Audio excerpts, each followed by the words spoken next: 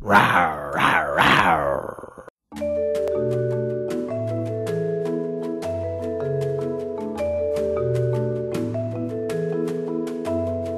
The good people who you are. I am Vice President of Business Development for Direct Employers Association, Chad Sowash.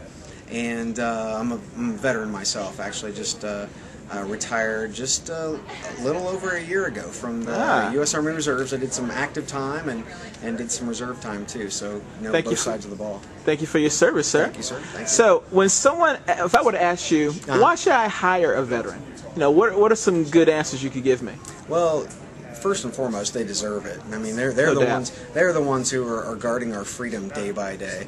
But getting more into the obviously skill sets and whatnot, there is really no job that's out there that can't be covered or even matched by a job that's being done by someone in the military today. It's amazing. I think the Army today has over 200 different types of occupations. But then going past that and taking a look at the attributes, leadership, duty, responsibility. I mean, we're talking about people who have a higher set of standards and regulations that they have to abide by than your normal civilian. So they deserve it. They're healthier, drug-free. I can go on for days, but it's a good thing.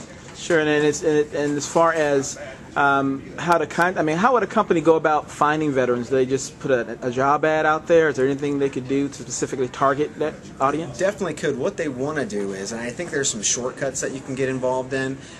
You can reach out to your local recruiters, whether it's an Army recruiter, Navy recruiter, and start to gain intel from them on what types of jobs in the military best match up with what they might have. And then they can also give you information on locations that might be talent-rich, things of that nature.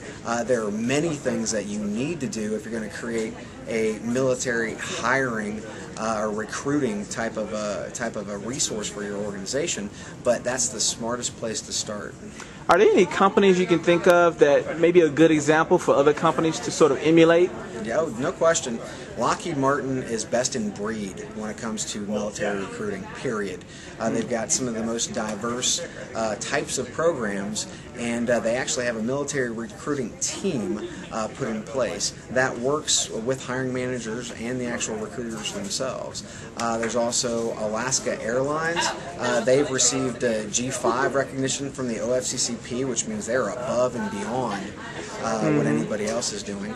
WellPoint in the healthcare side of things, they've got great programs as well. So yeah, it doesn't matter if you're a big federal contractor or not. It has no bearing.